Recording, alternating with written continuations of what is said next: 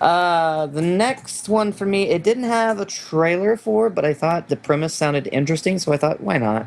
I might look into it. Is Occultic 9. So, Occultic 9, Ah, the description for it is the paranormal science story follows nine idiosyncrat- idiosyncratic individuals linked by the Chojo Kagaku Kikiri Basara. A lot of names there. All right.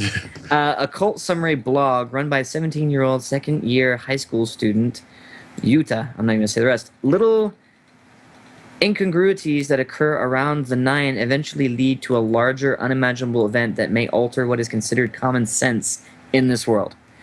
Now, that last part there, that's what really got my attention. And I'll say why is it really kind of like the fact that it sounded like they're saying like there's I could be wrong, but it sounds like they're saying like there's little stories between these nine individuals who are only linked by this blog site that they all follow. okay. Like these little stories are supposed to be a part of a bigger whole, and that reminds me of Do Ra Ra Ra, Mm-hmm. where you have this, each person, each individual has their own story, their own things going on with them, their own things happening. But in the end, when you can actually throw them all together because they're all interlinked, which is what this sounds like is going to happen. Okay. And when you say something like it may alter the events considered common sense in the world, that just is like, okay, so it's obviously something really major. And if it's occultic, then there could be anything involved in that. So I'll at least give it a couple episodes and see. But it does look sound interesting. The characters that they have, at least in the pictures there, looked kind of cool. So I thought, yeah, I'll give it a shot.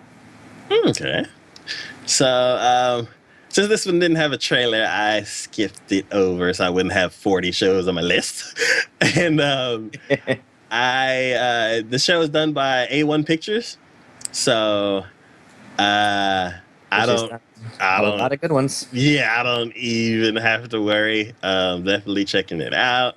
Um, they've done a lot of my favorite shows. Oh hell yeah! So, Seven Deadly Sins. yeah.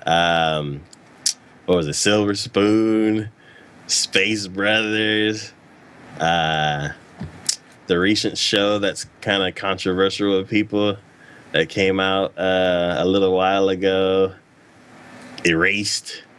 Mm. That's controversial. Yeah, some people say that they hate the ending. Uh So, Usual. yeah.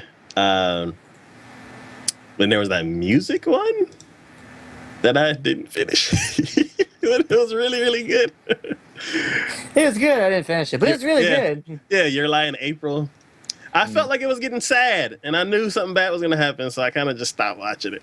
Uh, Ah, then the I really dark. understand that. I did that with Clonard.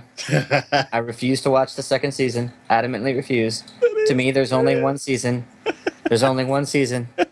There will never be a second one because I know something bad's going to happen, and I don't want to watch that. Then one of my favorite like dark, creepy, kind of unsettling shows that they did, it was Shinsekai Yori, which is really everybody should watch that show. That was like the creepiest, most awesome show ever. Um, but yeah, A1 Pictures. So I'm definitely gonna check it out, and we will catch y'all next time. Bye. Bye. We got quite a few shows to talk about this season again. A lot of them are sequels. Yes, they are. So, Indeed, they are. so guess we'll go ahead and get it started. Yeah, but it's like a Europe back in the past. Then we're like, okay, now we're gonna throw like some fantasy-ish type elements into it. Yeah. So- It kind of there's been a few shows that remind me of like that time, and like one of the ones I think of first is Full Metal Alchemist.